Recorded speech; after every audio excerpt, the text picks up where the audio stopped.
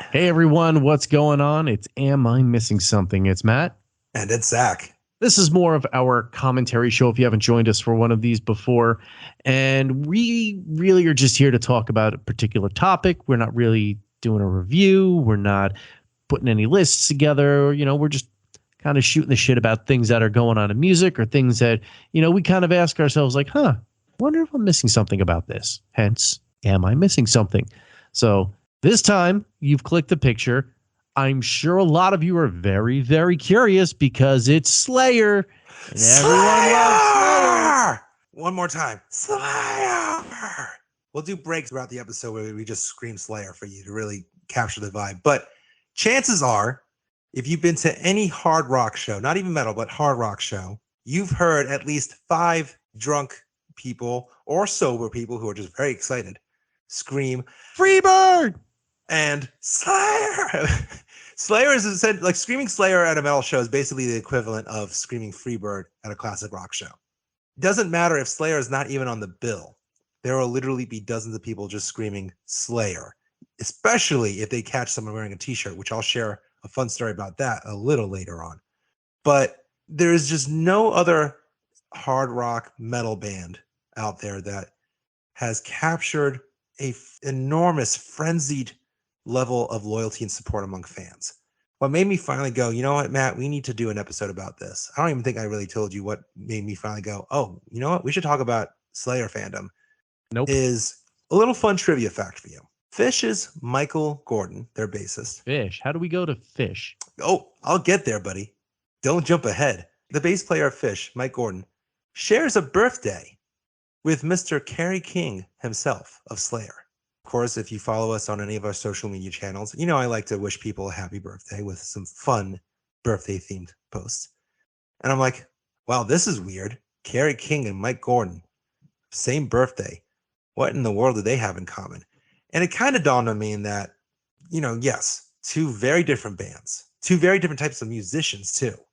But in a way, these are 2 bands that are almost more famous for having insane levels of fandom than actually having radio hit songs. In fact, kind of similar to Fish, Slayer is the kind of band that really built such a loyal, die-hard, cult-like, dare I say, fan base without really the support of radio or big major hits. They're able to sell out big arenas and theaters without huge radio support. They, slowly got a little bit of MTV support, but they really kind of did it on their own terms. And it kind of made me go, similarly to when we did a Am I Missing Something episode about Fish a few years back, made me go, what is it about Slayer that created this insane fandom to the point that fans are literally carving the band's name into their flesh?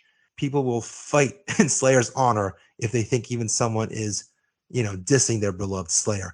And yeah, Matt and I know that we might be opening ourselves up, to a lot of online hate. Slayer fans, please give us a minute. We're not that bashing on Slayer. We love Slayer. I've seen Slayer 7 times. So we just wanted to take a moment to really analyze how is it that a band like Slayer, who for their times were probably, dare I say, the most extreme sounding band out there. I think there's a few points I want to make in regards to Slayer fandom, but I think first and foremost, Matt, I want to ask you a question. Slayer. Have you seen live Slayer? Slayer. Slayer? Slayer. Slayer. Slayer. Slayer. Slayer. Okay, we can move on. Have you ever seen Slayer live, Matt? I don't think so. Yeah, I'm trying to think of like the festivals. No, I don't think I have. I can already tell you, if you have to think about it, you've never seen them live. Because I think, dare I say, at the expense of potentially cutting this episode short, once you see them live, I think you start to really appreciate them or really understand, okay, I get it. I've seen them now, I'm trying to even count how many times, but at least 7 times. And I still remember 2 shows in particular. The first being the very first time I saw them live, which was Ozfest 2004. It was them, Judas Priest, and Black Sabbath. And I just remember it was like still daylight out and they're playing on stage, just being blown away at seeing them play Seasons in the Abyss and just thinking, oh, okay, 12-year-old Zach gets it now. This is definitely darker and evil more sounding than I thought before, but okay. Wow. They just know how to put on a damn show with fire and with the pyro and the lights. There's something so dark and evil about seeing them live. Whether or not you become a diehard Slayer fan, you at least gain respect for them. And then the second time I also remember was seeing them co-headline Mayhem Fest in 2009 with Marilyn Manson. Now, granted, it's not hard to make Marilyn Manson look like a doped up clown. But what I was astonished by was how, without the costume, granted, a lot of fire, but without the costumes and the makeup, Slayer still looked 10 times more evil and scary and sadistic looking on stage than Manson could ever look, with all the makeup and the theatrics and just, again, looking like a doped up clown. There's something to be said about their aura. And that kind of leads me to the mystique that's with Slayer too, that I think is definitely appealing as well. Granted, I've seen Slayer on lots and lots and lots of videos. I can 100% agree with the aura and how menacing it sounds live. And I think even one of the more recent examples, and I think you might pass out when I mention this, and I don't know if a lot of people have seen it. I don't know how many fans of ours are also fans of wrestling, but I talk feel about that wrestling a lot, so it's very possible. I feel like Edge kind of brought the vibe of Slayer to wrestling in a very accurate and authentic way. Go ahead, describe what happened, because I know exactly what you're talking about, but it's probably one of the most badass entrances in WrestleMania history. But please continue. I don't know the whole match history, but I know it was Edge and Finn Balor at WrestleMania. And the backstory essentially just said, Edge said, don't make me go back to being who I was, or something along those lines.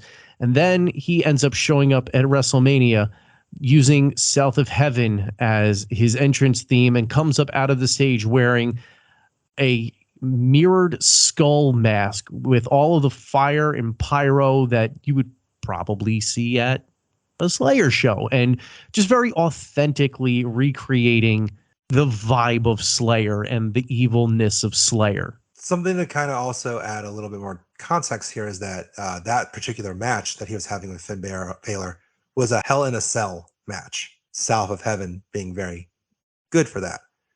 But I think that's also a great example of how what makes Slayer so special is that they sound like what you'd want the soundtrack to Hell to be.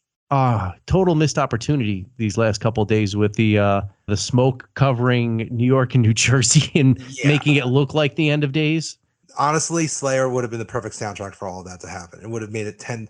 Well, I actually, going back and being even more morbid, one of my friends who lived in New York City during 9/11, he would often say how one of the first things he remembers seeing, once, like, things were kind of calming down, he was getting off the PATH train, the towers were down, and like people were still just trying to get their way around.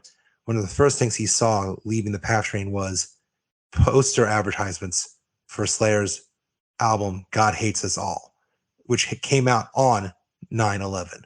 Just a coincidence. And he just remember thinking, like, this is horrifying. The Illuminati is back. Like, it's just one of those, like, that's the last thing you want to see when, like, such a tragic, horrific scene is happening, is a poster that says God Hates Us All. And of course it's from Slayer. I think if you have to almost sum up Slayer, and it's that they are the metal equivalent to horror movies, in that you kind of know what you're getting, but there's just something, if you love horror movies, then you're going to love, like, particular genres. If you love metal, you're just going to love Slayer. It's just something about the music just feels right. And it's dark and gritty, and yet so well produced when it's Slayer at their height, because there's definitely albums in the 90s and 2000s that are questionable. But when you look at Rain and Blood, when you look at South of Heaven, and when you look at Seasons of the Abyss, like, those are albums that on paper should not be so good. It should not work. But from a production standpoint and just the grittiness, it all works so well together. And it kind of also leads me to another thing that maybe I think kind of attributes to why they've gained such a diehard following. One of my friends made a great point about just how there's always been a punk vibe to Slayer. Also, I mean, Jeff Hanneman, who passed away 10 years ago this year, he's always been known for being really into punk, and Kerry King and Tom Araya were very well into Iron Maiden and Judas Priest, but Jeff is who brought in the more punk elements and influence. And you definitely could hear that as the band evolved, that they were very influenced by punk. And even though Motorhead definitely created a bridge between punk and metal, and even Metallica's Kill 'Em All was slowly easing those tensions. If you think about 1983, 40 years ago, when Show No Mercy, or Slayer's debut album, came out, at that time, the punk scene was kind of going through some craziness. Either bands that were raising the flag for punk were breaking up, or just at each other's throats to the point that I'm like, all right, can you guys just play music already? Or on the other end, they were going in a more mainstream route. They were playing rock arena, becoming an arena rock band or new wave bands. I mean, if you look at The Clash, it's a good example of that too. Or The Clash is a great example of both breaking up and going mainstream. So it's almost as if like punk was looking for that anarchy, and in a way, Slayer kind of helped fill that void. Slayer really became almost one of the first metal bands for punks to say, no, they're cool. You can listen to them. You don't have to just listen to punk. So I think maybe even that had a big influence. I don't know if you think differently about that.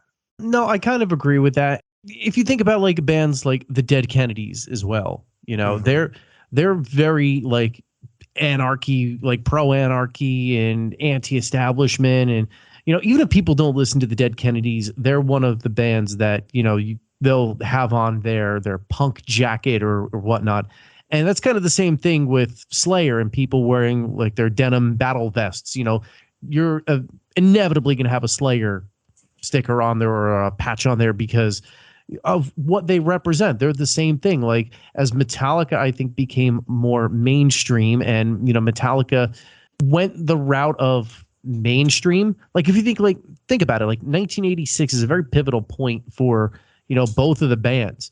And with Metallica going 1988 with And Justice for All, and that one kind of, they were still trying to sound heavy, but it was a different type of heavy. And Slayer, I think, went a little bit more demonic, and I think a little bit heavier than Metallica was going. And it really kind of showed like, okay, there's two different ways that you can go down this road.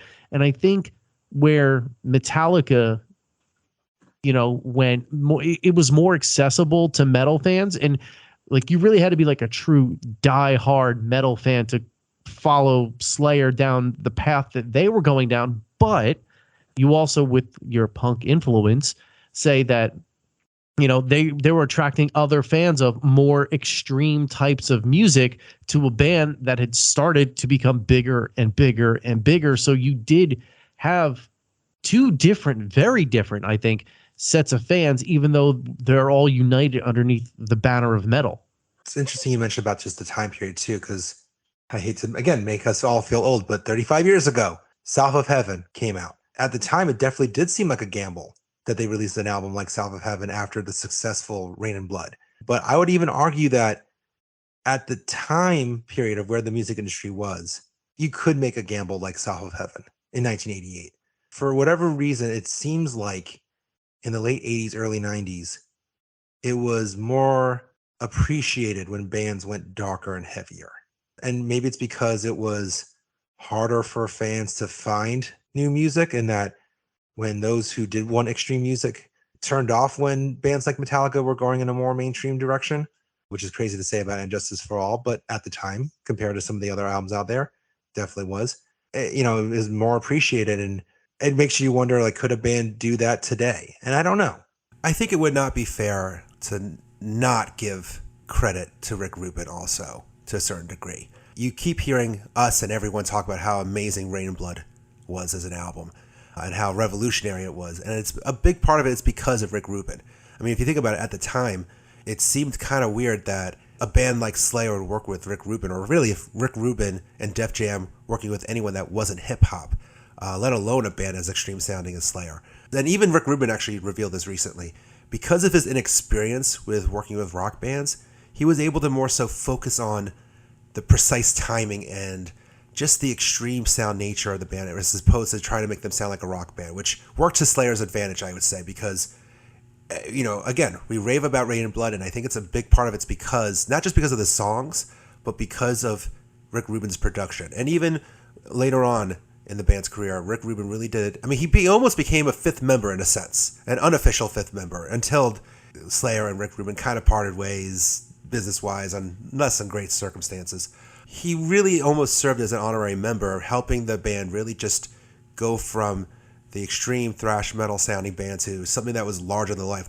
As we keep talking about, what you would expect the soundtrack to Hell to sound like. And I really think Rick Rubin should get credit for that to a big degree.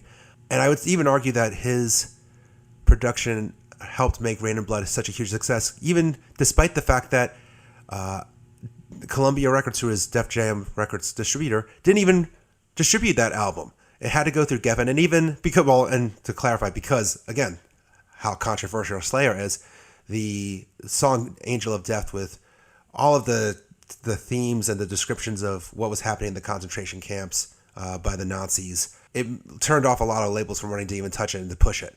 So even though Geffen Records technically distributed it, even they did a soft kind of push. And even then, it still became a hit album. It still cracked the top 100 at the time of the charts. And I would say a big part of that is because just Rick Rubin did such an incredible job producing an album that otherwise probably wouldn't have gotten the same production touch that Rain and Blood did. And it kind of also, talk about getting the exposure and the production touch that some other albums in that genre wouldn't have gotten at the time. I also kind of feel like it's hard to deny that being on Def Jam Records didn't help Slayer to a degree as well. At least to expose them to a wider audience. Because, as we mentioned, Rain and Blood did not really get a huge push from the label. Did not get a lot of radio support, if any at all, really. And definitely wasn't getting huge push on MTV at the time. But as odd as it seems, we talked about, odd collaborations. As odd as it might seem for Slayer to be on Def Jam Records, a prominently hip-hop label, I mean, at the time, you gotta remember, Def Jam was probably the coolest label out there. So I have to believe also being on the coolest label at the time definitely worked for Slayer's advantage too, and definitely helped at least get them a little bit more exposure. And I think this is another reason why Slayer is so loved, is that I think everyone recognizes that without Slayer, more than 90% of the types of extreme metal music that's out there, whether it's death metal, black metal, or just pure tech metal, would not exist without Slayer. Like, they really are the godfathers of all things satanic and dark in metal. They took what Black Sabbath, Judas Priest, and Motorhead were doing and just made it 10 times more sadistic, dare I say.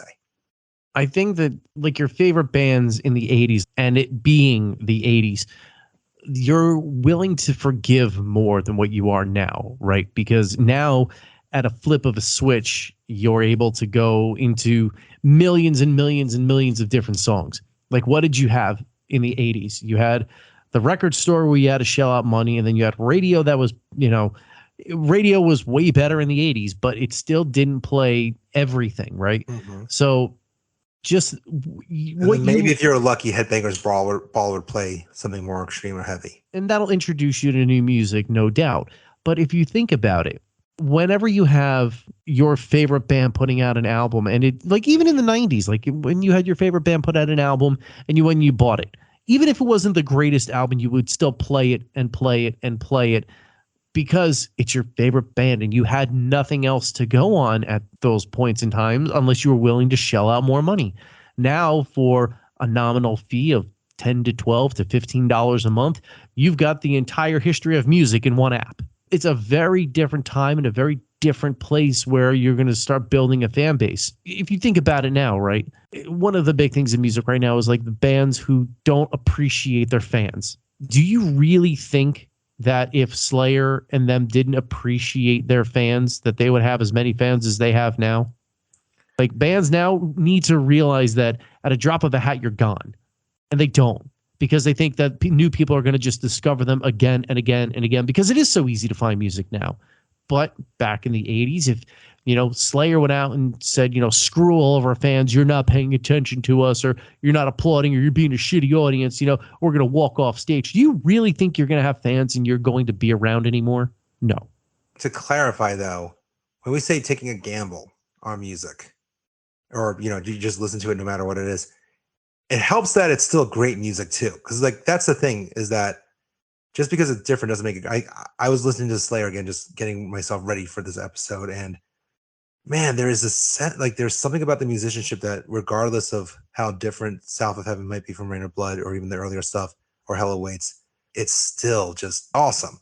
And I think it just proves that like it's more of fans are willing to give it a listen, whereas if they didn't like it within 10 seconds, they turn to the next thing. The attention Right. span is much stronger. Just to clarify out there. But Like, like, yeah, go ahead, sorry. yeah. So you can taking a chance absolutely doesn't mean that it's if it's bad, you're going to have to listen to it. No, because you still don't have to listen to it. Taking a chance, in my opinion, means putting yourself out there. Like, for example, and I hate to bring this up because we both just kind of crapped on the album, but the new one from Avenged Sevenfold, a lot of people love it. And that's fine. If you love it, you love it. They took a chance. They put themselves out there. To some people, it's the greatest thing in the world. To others, it's garbage. But at least I can say that if they took a chance and they did something completely different, and between Rain in Blood and Master of Puppets, and then South of Heaven for Slayer and Injustice for All for Metallica, they both were like seriously chance-taking albums. For both of them, they managed to pay off. You're going back to also being appreciative of fans. I think, well, yeah, Slayer would take some chances here or there. I would dare say that 90% of Slayer's music is created with fans' desires in mind. They know what their fans expect from them. Mm-hmm. They know where the line is. And I would say 90% because there's definitely exceptions. There's definitely certain albums or songs. I'm looking at you, Diablo music. Honestly, I'm looking at most of the catalog from the late 90s. There's definitely some exceptions, but I think for the most part, Slayer knows who they are. And I think that, it goes back to also that confidence that I think fans love too, in that here's a band that knows who they are, who knows what they want to sound like, who doesn't give a hell what others think or what mainstream thinks. They're going to make a sadistic and dark sounding music because they want to, and they know that their fans want it as well. It goes back to the punk ethos too. It's like there's something very punk and cool about that. And that's always kind of what that's made Slayer cool, in that while Metallica went for the stars and made it the Black Album and tried to go for mainstream success and succeeded, but nonetheless went for mainstream success, Slayer came out with Seasons in the Abyss and said, no, I still want to watch the world burn. This whole world's shit. Let's celebrate how shitty this world is and make some really heavy music. There's something special and redeeming about that. And I think the fans recognize that. Absolutely. Yeah. And, it's funny. You mentioned about the importance of logos. Like if you look at a jean jacket, you'll always see a Slayer logo. I think there's something to be said about also the visuals and artwork too, in that there's something so cool and badass with the logo. And dare I say, my mom can attest to that. If you don't mind, Matt, me sharing a little story that might embarrass my mom or not, because she's actually kind of proud of this. My mom, when I was growing up, was my concert buddy. She actually loved going to concerts with me, even if she didn't really know the band or even like the band. She was a child of the 60s, so it was just fun to go to shows. Naturally, I would take her to some metal shows with me. And I'll still never forget the moment where she discovered the power of Slayer. It was at a System of a Down concert, a band that she actually did like, by the way, giving her a little credit there. Love you, Mom. And we are at the Philadelphia Spectrum Arena.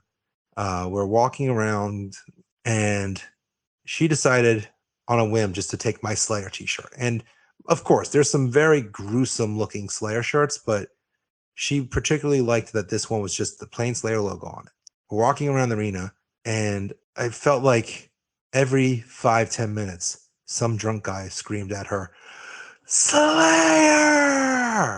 Most moms, dare I say, would be kind of freaked out that drunk men were yelling Slayer at her. But clearly she knew enough about metal that wasn't any reason to be in harm. If anything, it was an endearing chant at her face. So much so that every time someone would scream, Slayer! With the devil horns in her face, she would love it and just scream back, yeah, Slayer! With a big peace sign up in the air. And I just didn't have the heart to tell her, like, no, mom, it should be devil horns, not peace sign. I was like, okay, you do you, Mom. You earned this.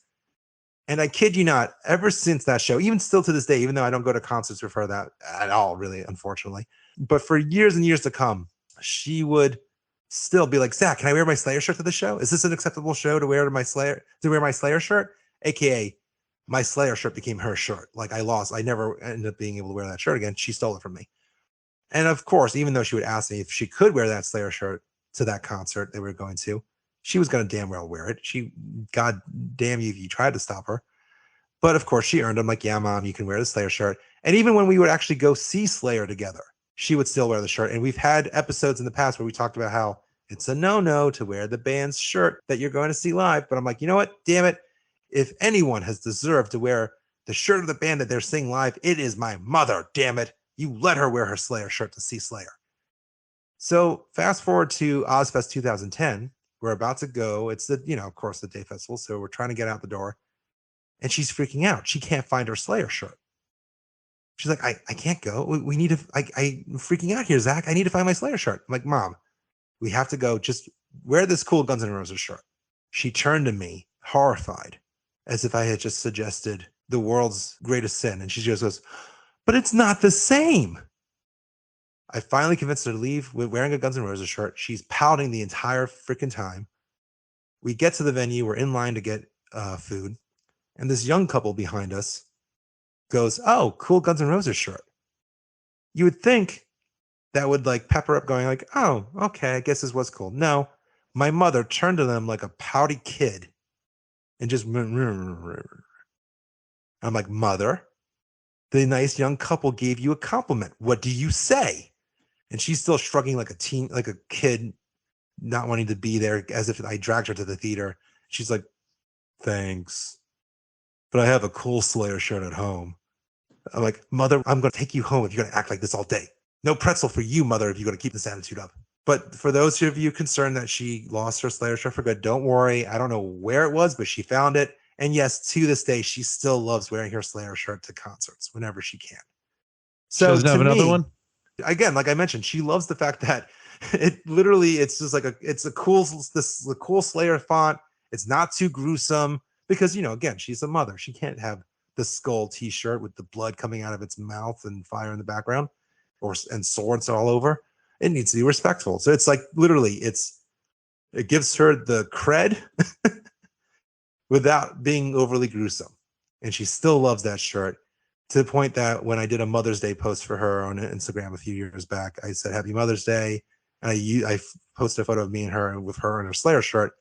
And Paul Bostaph, the drummer of Slayer, actually not only liked the photo, but commented with a flower emoji on it. So thank you, Paul Bostaph, if you're listening, for literally making me and my Mother's Day that Mother's Day years back. So yeah, that's the power of the Slayer logo, and that even my now elderly mother, oh, I hate saying that out loud. Sorry, Mom, you're not elderly, you're still youthful. But even my mother can get cred just by wearing a Slayer shirt at a random metal concert. Well, all right. I'm surprised you've never seen Slayer live. It just never happened. It's one of those like crossing in the night things. No.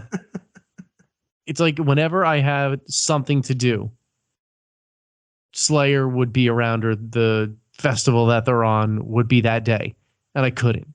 I think it's also, and maybe this is both a testament to how they've gained such a loyal following, but also maybe over the years we kind of took them for granted, in that the last decade of their existence, before they quit touring in 2019, they toured relentlessly. I mean, it got to the point probably like toward the end, I'm like, I'll catch them next time. And even like when the final tour happened, I'm like, you know what? I know I'm going to have FOMO now, but I've seen them live so many times, I don't need to say goodbye. Which is a sad statement to say, because I know a lot of fans felt differently, but I think for better or worse, they definitely, which is why like when I think Kerry King even said recently that he regrets calling it quits with Slayer, because he sees his peers or even bands that were he was influenced by still touring. I'm like, no. Slayer left on a good note. They were very, before they overstayed their welcome, they left on a bang, and they sold out the Kia Forum in LA. There's no better way to end. There's no reason for them to continue on. And they did it on their terms, if you think about it, which is also badass. I would completely agree with that statement. Like, there's no reason to keep going on if that's if that's the way that you go out, that's the way that you go out. And yeah, on your terms, on a sold out show, probably the biggest tour of your career. Yeah, just at that point, just say goodbye. Don't do the kiss thing. Yeah. And you know what? It all goes back to, like I said, they did it on their own terms. And there's something special about that. But do you agree with us? Are we talking out of our asses? Do we have no idea what the hell we're talking about and that we just need to shut up and accept the fact that Slayer is the greatest band in the world? Or do you agree with some things that we're saying? Let us know on Instagram, Facebook, Twitter, and TikTok at Epic Footnote. Let us know what you think made Slayer so special, as well as why they let's say still have, because even though they're no longer touring or active, they still have dozens and dozens and dozens and dozens of fans who are screaming Slayer at the top of their lungs at random shows and still proudly wearing Slayer shirts and still proudly buying some ridiculous merchandise like a Slayer cooler with speakers in it that literally just came out. Literally, I mean, I know we kind of talked about this as a band with a lot of respect. Cash grab. I mean, there's a lot of, definitely did some cash grab stuff towards the end too. But you know what? When you have a cool logo like that and a diehard fan base, of course you're going to sell socks with Slayer's logo on it. I was waiting for Slayer cologne. Smells like blood. It smells like blood. Yeah. It smells like rain and blood. It smells like dead skin mask. Are we wrong? Send us pictures of you in your Slayer merchandise too, or of you in your favorite Slayer shirt. Tag us at Epic Footnote on any social media channel wearing your favorite Slayer merchandise. I want to see it. And I wanted you to tell us also why you are a diehard Slayer fan. Tag us at Epic Footnote. Also, subscribe to our YouTube channel where you can hear a ton more episodes kind of similar to this, as well as reviews and pick 3 lists of other bands that you might be interested in. And thank you to Lucky 13 Beard Co. The ultimate Slayer fans. Lucky13, the number beardco.com. If you ever want to try Beard Bomber oil, now is the time to do it, because not only are they, in my opinion, the best that's out there right now, they have some amazing scents, including our brand new one, the Lemmy, inspired by Lemmy from Motorhead, bourbon, tobacco, cola, leather. Make sure that if you do purchase anything on their site, you get your 10% off. We're giving it to you. EFP10 at checkout. Lucky13, the number beardco.com. And, you know, I can already tell you that Kerry King, that glorious man with such a huge, luxurious beard, would love our Lemmy beard oil. I bet you so much money in the world that he would actually love our beard oil. Kerry, I know you're listening. Let us know if we can hook you up with a bottle of our beard oil. And also, I know that nothing is cooler than a Slayer t-shirt. But the second coolest thing next to that is an Epic Footnote t-shirt, as well as an Epic Footnote coffee mug and a Epic Footnote hoodie or a hat. Get the hoodie and put a Slayer patch on it. There you go. Take our sticker, put it next to your Slayer patch. It kind of looks cool, but not only does it look kind of cool, but it also helps us be able to produce more episodes when you buy our merch. And even just like how when you show the world your favorite Slayer shirt, you showing your friends and family our Epic Footnote logo on your chest or on your vest or on your coffee mug, it helps spread the word. Just like how subscribing and liking our social media channels helps us out a huge, huge way as well. So thank you in advance if you decide to purchase a t-shirt, if we haven't pissed you off too much. And thank you so much for listening and subscribing and liking us on social media. Thank you, thank you, thank you. And we hope you join us for another episode real soon. One more time, Matt. Slayer! Slayer!